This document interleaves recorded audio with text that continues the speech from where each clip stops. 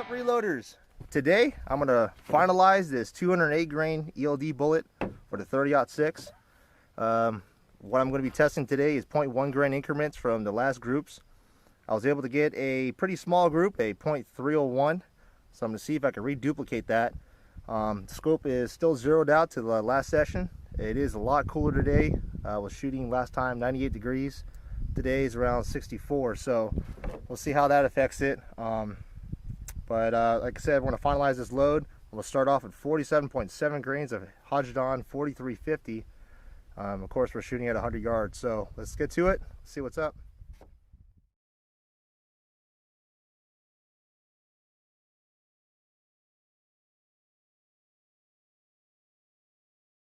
Here's last three shots. I'm going to try out 47.4 grains. The barrel is still warmed up, so hopefully we'll get a better group. Well, folks, here's the last groups. 47.4 grains. Got two touch in there and one up above. This is the first shot, second shot, third shot. So I might stick with that load, 47.4 or 47.7 grains. Velocity is still pretty good, still over 2330. So I'll be able to take that bullet out to 1,000 yards. Just got to readjust the scope. Like I said, the temperature is taking effect. Standard deviation numbers did go up to double digits. Haven't changed anything in my reloading technique. Still using Fireform Winchester brass, neck sized. Did not bump any shoulders back. And using an NOE expander plug. So I'll take you guys back. Let's go back to the Eagle's Nest. Let's talk about how I'm making these loads. I'll show you guys what I think is helping out with getting some good accuracy. Well, guys, be right back. I'm going to do a little bit more testing off camera and test out some paper patch bullets, which will be on another video. So I'll see you guys at the Eagle's Nest. Well, folks, let's talk about the measurements today on these groups. I was able to use my Caldwell chronograph program on Android. Kind of a cool feature. You could take a picture of your target, strike a 1-inch line, and then measure some groups. So today, did verify that my 47.4 grain of Hodgdon 4350 and 47.7 grain was an accuracy node for my rifle. So let's talk about the first shots. This was straight out of my gun bag and the first three shots taken. This was the cold bore shot. Second shot was in the red. Third shot was just underneath. And that gave me a standard deviation of 18, average FPS of 2333. And if I was to take and count the overall group was 1.33 inch. And to eliminate the cold bore shot and take shots 2 and 3 as a group, that would be a 0.19 inch group. So some would say that's not a valid group, but just kind of cool to see what my rifle is doing. If you plan on taking that, initial 1,000-yard shot cold bore. So the weather today was 62 degrees. And the last testing I did on my last video was 90 degrees. So 28-degree weather swing. And what it did is it changed my point of impact, 1 MOA down, half MOA right. So let's talk about last session. Here's my last session's groups. Same powder charge, 47.7. Of course, it was zeroed out. FPS was 2341 average. The standard deviation is 7.21. Overall inch group was 0.76 inch. So today's weather did play a role, and I went from 2341 FPS and dropped down to 2333, which is 9 FPS slower.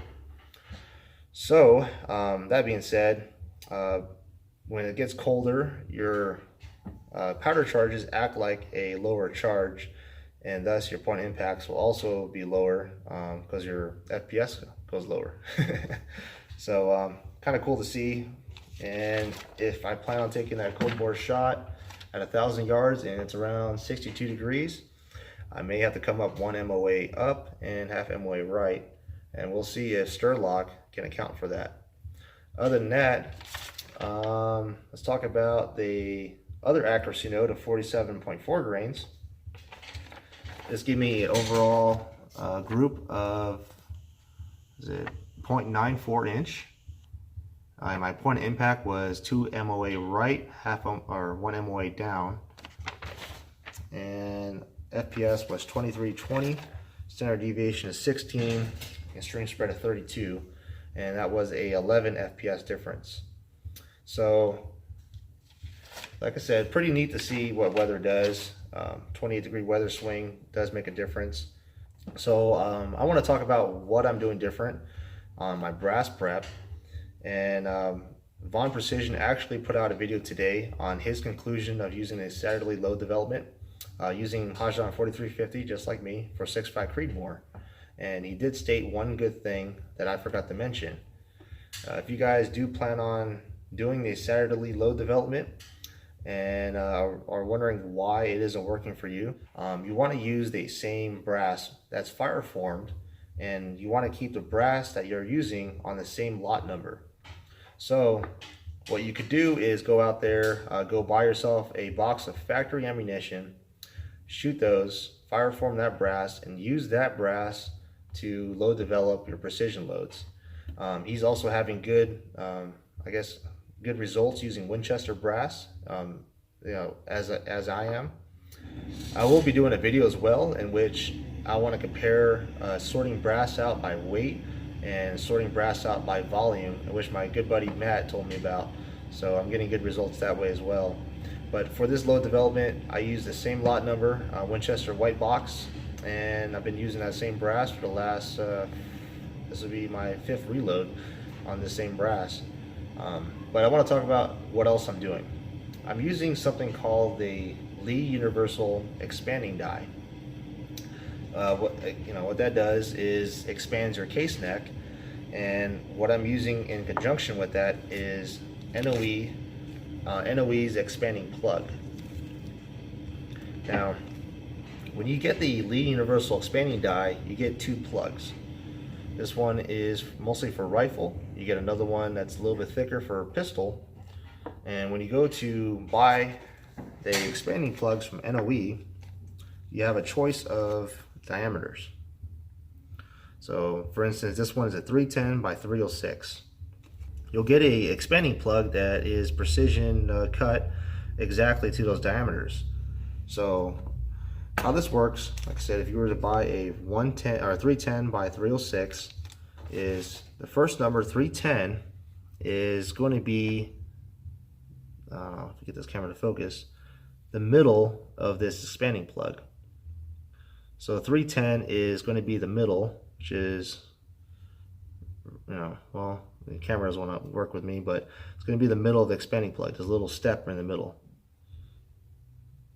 right there. So that will be the 310, and then the second number is 306, which would be the shank. So from the middle down, we'll expand your case neck exactly to 306.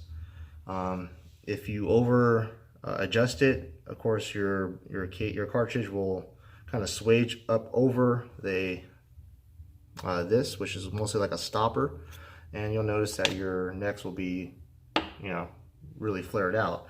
So adjusting it is the key.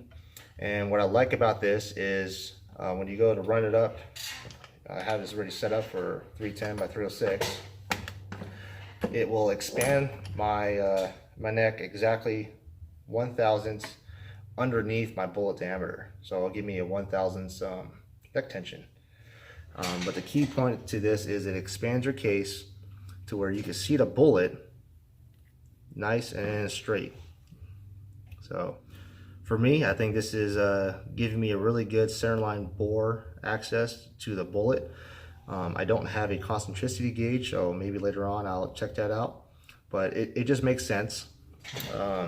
Traditionally, when you just use your neck sizing die from Lee, it just neck sizes it to 305, 304. You go to seat the bullet and it's crooked like that. So when you go to seat your bullet, and your seating die is going to be putting undue pressure this way to straighten out the bullet and then push down. So that in theory will kind of oblong your neck and cause your case to not be centerline. So these NOE expanding plugs, I've noticed since I've been using these, my 223 loads have tightened up, and this load development has shown some really good results. So if you guys are wondering how this thing works, like I said, put a comment below and I'll be happy to figure it out for you. What I like to do for these full metal jackets, this is a 306 neck expansion. Regular factory loads on a 30 cal bullet, such as this one, this 208 grain ELD, is 0.3075. Well folks, thanks for watching this little series on the Satterlee load development. And if you have any questions, put a comment below. I'll be glad to help. Other than that, I think I'm going to stick with a 47.7 grain charge and take that out to 1,000 yards for the giveaway. So watch for that video. That'll be up pretty soon. Other than that, guys, I'll catch you guys in the next video. Thanks for watching.